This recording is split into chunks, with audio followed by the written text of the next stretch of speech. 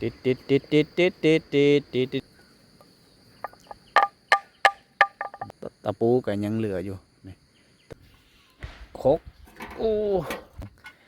หลายคนมาใส่อลูมิเนียมโยมอลูมิเนียมอลูมิเนียมอลูมิเนียมประมาณนั้นแหละมันคงมุงด้วยหญ้าอันนี้หางหมูเอาไว้เกลือหมูในยามตอนเช้าตอนแลงได้ฮะ ถ้าเป็นไปได้ก็ให้มันขึ้นนอนอยู่ถึงเงินเลยกะยังเหลือให้เห็นอยู่หมู่บ้านนี้อาจจะมีหลายบ่อนได้ครกนะอันนี้นะครกตำโดยมือครกอันนี้ไม่ดูแต่ยังเหลือให้เห็นก็ยังมีอยู่ทุกคนเลยสีแตกดอกดูพระเจ้าจะมุ่งด้วยกระเบื้องนี่แหละลกไก่เครื่องปั่นไฟไปฟ้าบานเฮานี่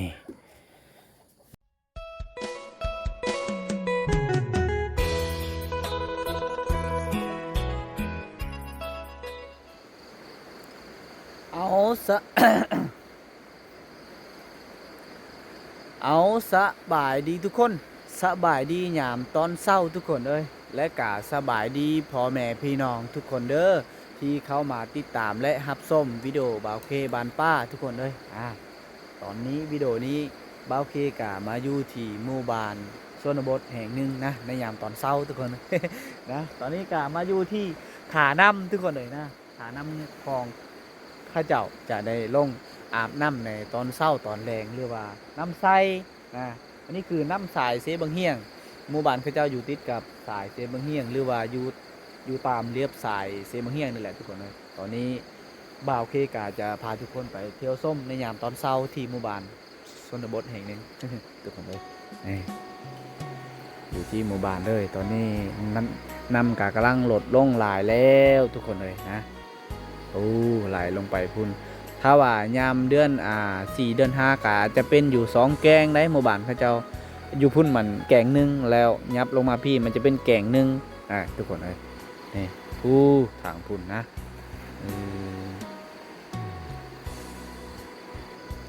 และอันนี้คือหมักไม้ได้ทุกคนเลยในยามตอนกลางเว้นเนี่ยจะมีนกอย่างเขามากินหมากไม้ตัวนี้แต่ว่าบ่าวเคกับบ่ฮู้ภาษาลาวว่าจักหมากอีหยังนะทุกคนเลย ภาษาบ่าวเคอาจจะฮู้อยู่หมากเลี่ยนะหมากเลี่ยนะถ้าจะเอิ้นหมากเลี่ยนะทุกคนนี่ปลาไหลเลี่ยทุกคนเลยภาษาบ่าวเคว่าปลาไหลเลี่ยเอาผุ่นเป็นคอกควายแหลงควายแต่ว่าสมองนี้นะเขาเจ้ายังบ่ทันได้แก้มันจะฮอดยังบ่ทันได้ฮอดโมงฮอดเวลา10 โมงหมดแหละทุกคนเลยเขาเจ้าจึงได้แก่ตอนนี้ก็มาอยู่ที่แคมป์บ้านเลยอันนี้คือแคมป์บ้านเลยควายเขาเจ้าได้หลายตัวอยู่ทุกคนเลย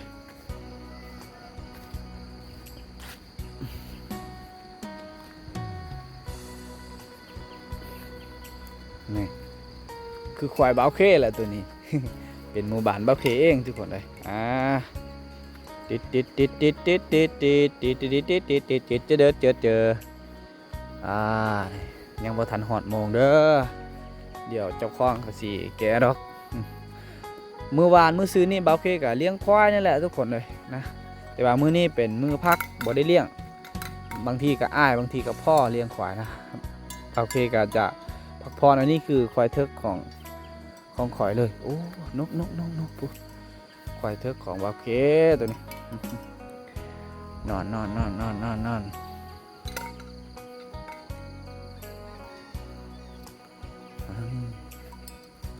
นี่มันเดินได้เดินบ้านแคมบ้านนอกบ้านนะทุกคนเลยข้าวกาเลี้ยงงัวเลี้ยงควายสบายอยู่ในเดินตัวนี้เหมาะกับเลี้ยงงัวเลี้ยงควายแหละทุกคนเลยปุ๊บถ้าว่าหอด9 โมงเขาจะแก่งัวแก่ควายตัวนี้มันจะกินหญ้าแถวๆนี้โลดทุกคนเลย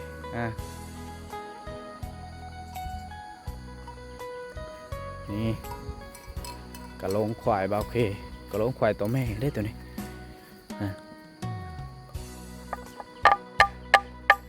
กับพ่อดังอยู่นะทุกคน นี่เป็นกกไม้ใหญ่เลยเป็นกกไม้เนื้ออ่อนได้ทุกคนเลยเขาจะเฮ็ด อีหยังนั่นนี่เออยังเหลือให้เห็นอยู่นะมันเป็นเดินที่กว้างเลยพูดอยู่บุญซ้ำซีกินขวายนะหาเลาะเบิ่งจีหลอกจีหลอแถวนี้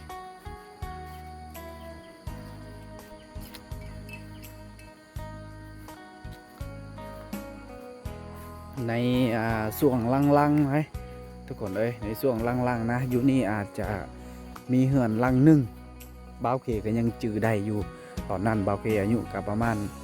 8-9 ปีแต่ว่ายังจื้อนะจุดนี้มีเหือนหลังหนึ่งนะในหมู่บ้านบ่าวเคเพราะว่าอันนี้คือลักที่เขาเจ้าขุดอันตั้งจานดาวเทียมในส่วงนั้นเขาเจ้าซื้อจานดาวเทียมนะเบิ่งนี่ตะปูก็ยังเหลืออยู่ตะปูเขาจะตอกจานดาวเทียมนี่แหละ2 ดอกนี่แต่ว่าอยู่นี่แม่นเหือนเขาเจ้านี่อยู่ในรถอันนี้คือแคมทาง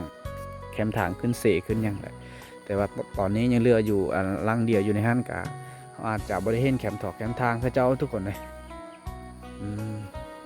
ลังเหือนเจ้าเราจะมีหนองใหญ่นี่คือหนองใหญ่นะแต่ว่าช่วงนี้มันจะเป็นเดินงัวเดินควายแล้วนะคนเลย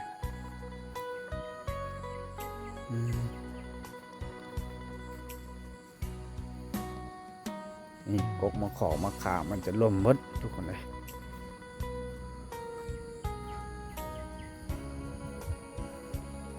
นี่คือเดินบ้านของหมู่บ้านชนบทอยู่ในเขตเมืองไซโปนนะที่ติดตั้งบ้านอยู่เรียบตามสายเซบางเฮียงเลยก็ว่าได้ทุกคนเลยนะมันเป็นเดินที่มีหญ้าออกหลายนะ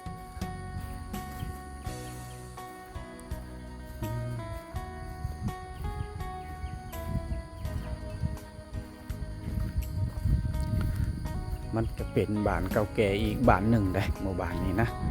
เพราะว่าเขาจะเห็นอันนี้กกผลปลูกหรือว่าผลไม้ทุกคนเลยนี่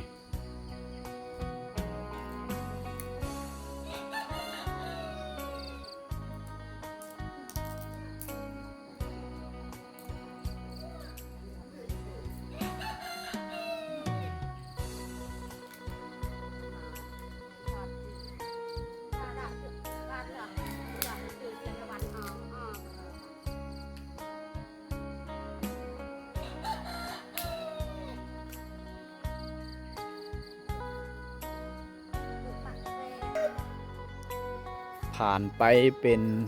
1 นาทีนะในพักจุดนั้นโอ้ตอนนี้เวลา7:10 นาที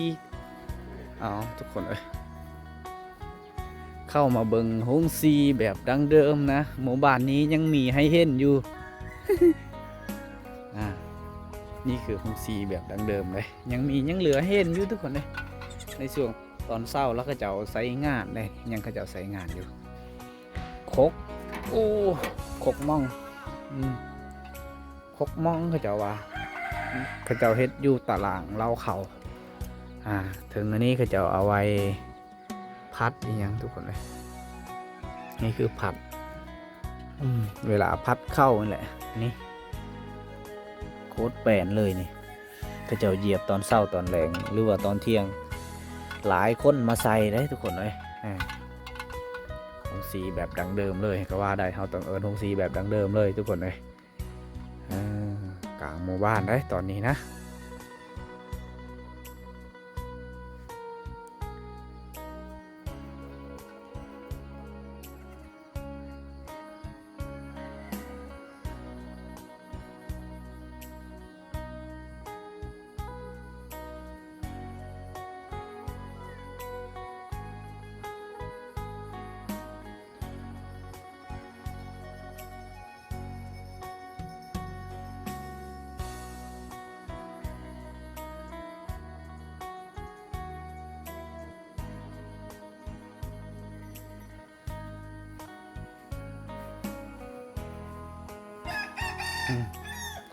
ถ้าว่าฝนตกมันก็จะมีน้ำนี่ยังเหลืออยู่น้ำทุกคนเลย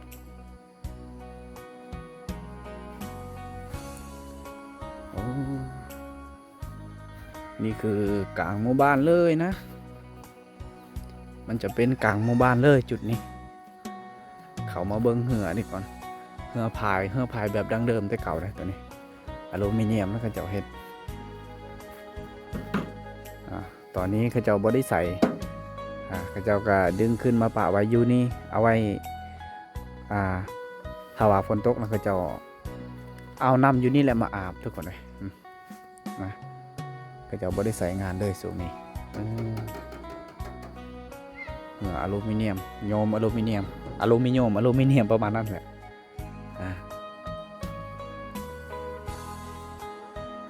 นี่คอกไก่ลกไก่เหือนไก่โม่มันเป็นเหือนที่คักขนาดกระเจ้าเห็ดมันคงมุงด้วยหญ้าอันนี้ก็หาเบิ้งได้ยากคือกันเลยหญ้ากระเจ้าเอามาแต่ผู้แต่ผ่าคนแหละผู้ทางพุ่นลกไก่ลกหยังทุกคนเลยนะเราเข้า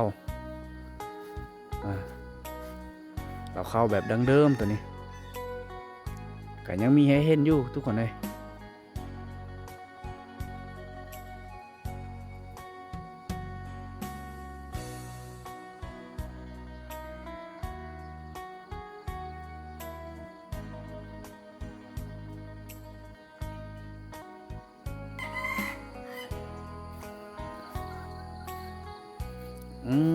อันนี้คือ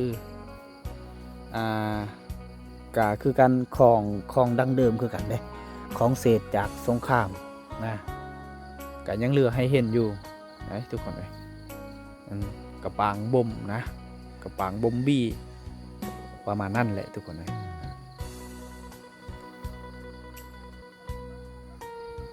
แต่ว่าเขาเจ้าจะเฮ็ดเป็นหางหมูเอาไว้เกลือหมูในยามตอนเช้าตอนแลงนะฮะ เบิ่งนี้ห้ำกันยังอยู่ทุกคนเลยเขาเจ้าเกลือหมูนะ อันนี้แมนน้ำมาด่านที่เฮาใส่นะ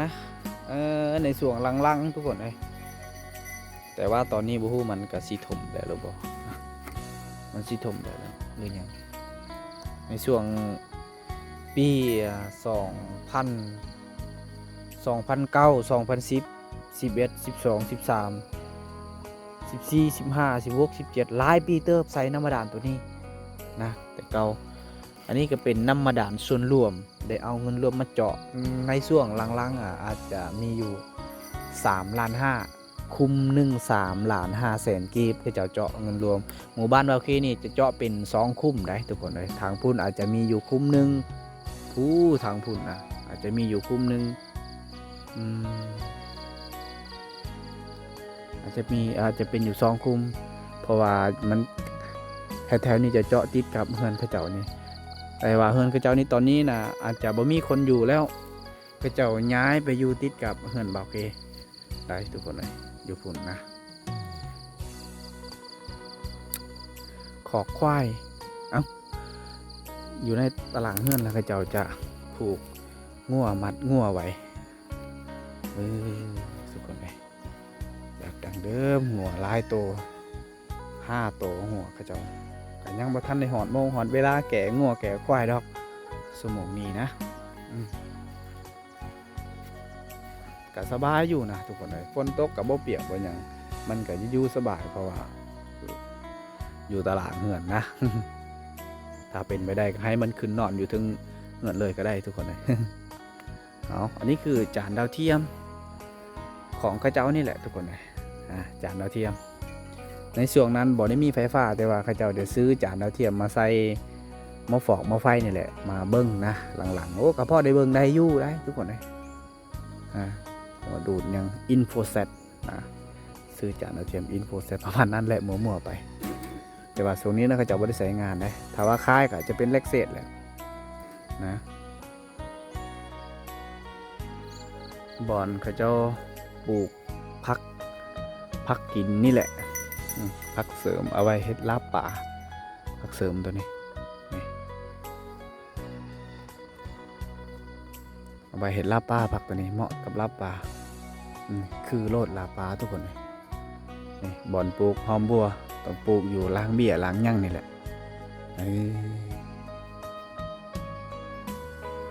นะ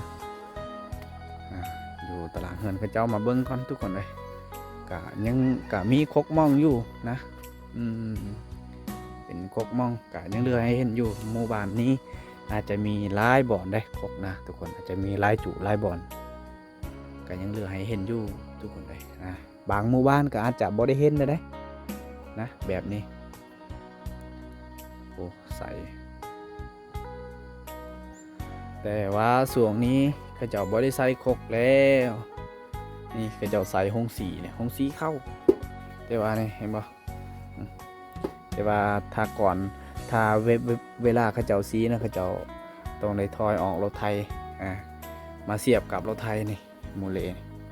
ต้องได้เสียบกับรถไทยจึงได้สีได้เพราะว่าบ่ได้มีไฟนะทุกคนเลย ทุกคนเลยตอนนี้ก็อยู่ในตลาดเฮือนนี่แหละ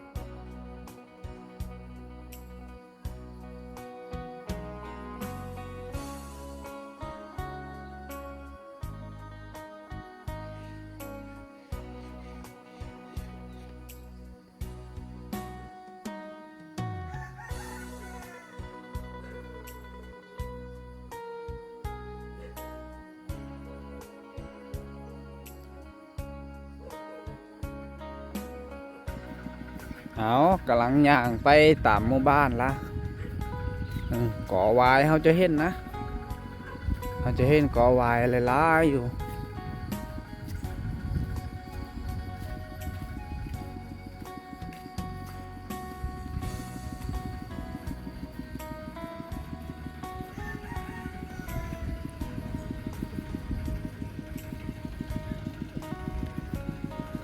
เสียงรถถอกรถไถแล้วก็จะไปยังนี่เพื่อนเขาเจ้าก็ยังบ่ทันมีหงสีก็เขาจะเห็นคกนี่แหละอันนี้นะคกตำโดยมือคกอันนี้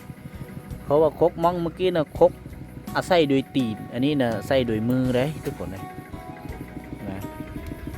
คุณแมนบอลเขาเจ้าตำหูกกี่มีหยังนะเพราะว่าตำหูกต้องมีกี่แต่ว่าสิ้นนะจักสิ้นแบบใดนะทุกคนเลยคนเฮดสิ้นนะบ่ได้อยู่ฮันถ้าว่าอยู่ฮันนะเขาสิไปถามไปยังนะตอนนี้นะเขาจะไปหน้าออกไหออกสวนนี่แหละสวงนี้นะทุกคนเลย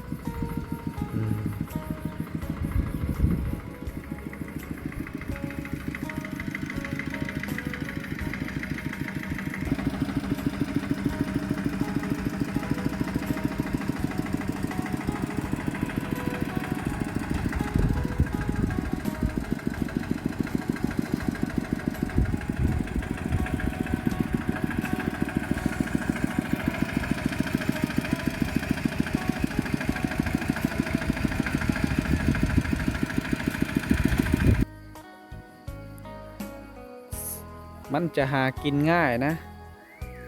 ทุกคนเลยสัตว์เลี้ยงในหมู่บ้านบ่ว่าสิเป็นหมูไก่งัวควายก็หากินง่ายอยู่ทุกคนเบิ่งนี่หาดุดหาเหยื่อหายังแถวพื้นดินนั่นแหละ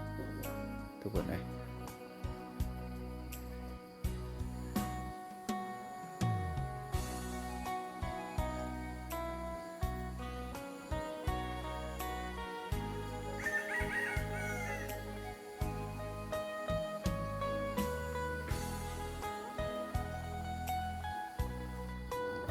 ถ้าว่าเขาเห็นแบบนี้อาจจะแม่นผลปลูกของเขาเจ้าหรือว่าผลปลูกของชาวบ้านทุกคนเลยถ้าเขาปลูกอีกยังหมักม่วงเขาเจ้าปลูกกกหมักม่วงแต่ว่ามันยังน้อยก็ต้องหิดหัวไว้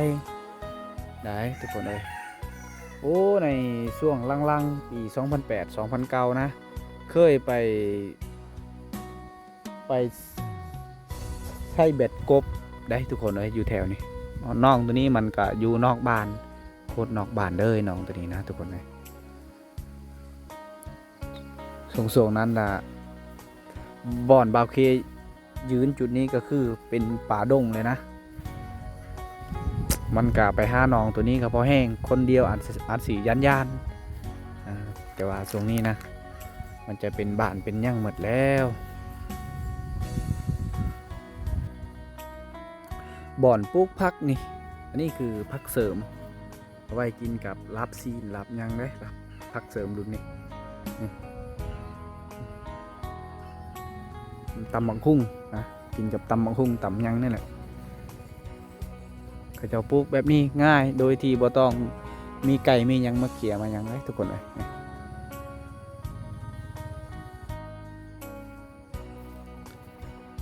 อยู่ตารางเฮือนทุกคนเลยเต็มไปด้วยอันนี้มันบ่ธรรมดาได้ตัวนี้เลยทุกคนเคยได้ยินบ่นะ ไม่ดูก็ยังเลือกให้เห็นก็ยังมีอยู่ทุกคนเลยพระเจ้าขายได้แต่ว่าตอนนี้นะบ่มีคนมาซื้อได้ทุกคนนี่แม่นเบิดนี่ไม่ดูเบิดนี่ยังเลือกให้เห็นอยู่ไม่ดูนะถ้าใครที่อยากซื้อก็สามารถทักหาเบาเคได้นะสิไปทำให้แล้วก็ไปเขาหมู่บ้านเบาเคอาจจะเห็นโลดใหม่ตัวนี้ทุกคนนี่อยู่ตารางเฮือนเขาเจ้านี่ติดกับอันบอนไก่ไข่นี่3 บอนไก่ไข่แล้วก็จะมีลกไก่อันนึงนะเงินเขาเจ้ากับเฮือนแปนนี่มีไม่ดูนี่ก็แม่นมัดนี่หลายอยู่ตกอยู่ 4-5 ล้านนะครับข้าเจ้าอยากขายเลยทุกคนเลยนี่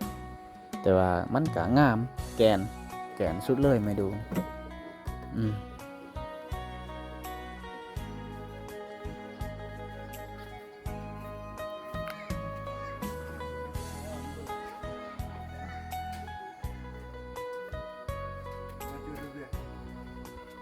หาปลาเราอะ แฟนฟังติดตามเรายูทูบไอเด้อยุกไป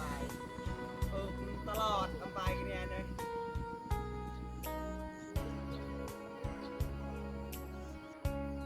หยางไปหยางมาเขาจะเห็นอันนี้ดอกจำปา1 ต้นดอกจำปา1 ต้นมันบ่ฮอด4 ต้นดอกทุกคนเลยกำลังสีแตกดอกดูกำลังสีแตกดอกนี่โอ้ยนี่ตกแล้วทุกคนเลยดอกจำปาเลยนี่นะหากเห็นเลยอยู่ในหมู่บ้านเบาเคก็มีดอกจำปาคือกันทุกคนเลยนี่ก็เห็นอยู่ได้นะมันก็หล่นไวเลยทุกคนเลยบ่ายหน่อยนึงมันก็หล่นปุ๊โลดผู้โอ้มันก็หล่นเองมันหลายเติบอยู่นะโอ้เขาเจ้าเห็ดหัวออมไว้ยังดีเลยในช่วงน้อยๆเขาเจ้าปลูกไม้นะเขาเจ้าต้องเลยออมโดยแกนตัวนี้ขอกแบกขอกยัง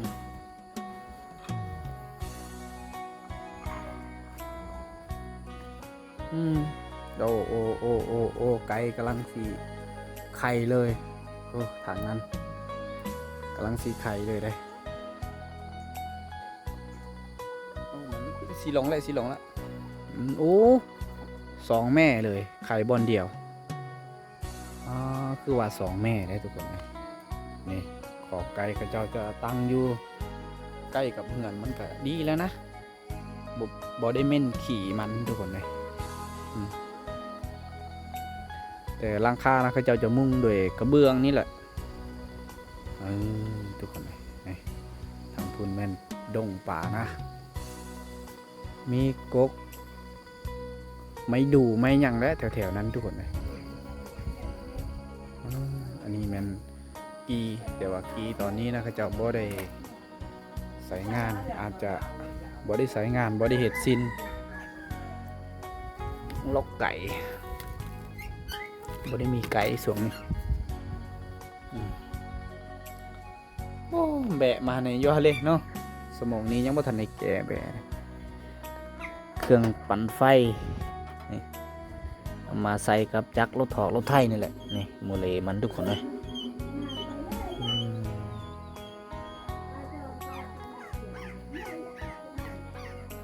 อลูมิเนียมพระเจ้าบ่ได้ใส่งานบ่ได้ใส่ส่วนนี้ต้องได้ดึงขึ้นปะไว้อยู่จุดนี้ถ้าว่าฝนตกสิเอาน้ำมาอาบได้ทุกคนเลย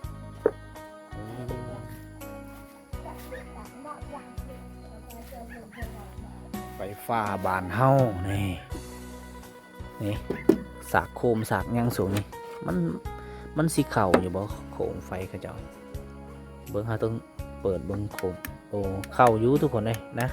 นี่แหละถ้าว่าแดดแบบนี้ก็1 ชั่วโมงอาจจะเต็มเลยโคมรุ่นนี้อ้าวทุกคนเอ้ย ไอ้ทื่อไหมแมนนะว่าซีแมนเอามากระทินมากระทันนี่แหละยังบ่ทันได้กินข้าวเช้าเลยตัวนี้ว่าสิกินข้าวเช้าทุกคนเลยตอนนี้กับพอดีว่า8:00เลยพาทุกคนไปเที่ยวส้มในหมู่บ้านโซนบทนะทุกคนเลยนี่ละทุกคนเลยในยามตอนเช้าอย่างที่ทุกคนได้เห็นนี่แหละทุกคนเลยวิถีชีวิตสาวโซนบทหรือว่าหมู่บ้านโซนบทอยู่ในสปป.ลาวนะอย่างที่ทุกคนได้เห็นเมื่อกี้แหละมันต้องมีกกไม้ที่กกไม้ใหญ่แหละก็มีคกตำเขาตามนั่นแหละทุกคนเลย ตามนั่นแหละอย่างที่ทุกคนได้เห็นนะทุกคนเลยเจอกันในวิดีโอต่อไปนะบ๊ายบายทุกคน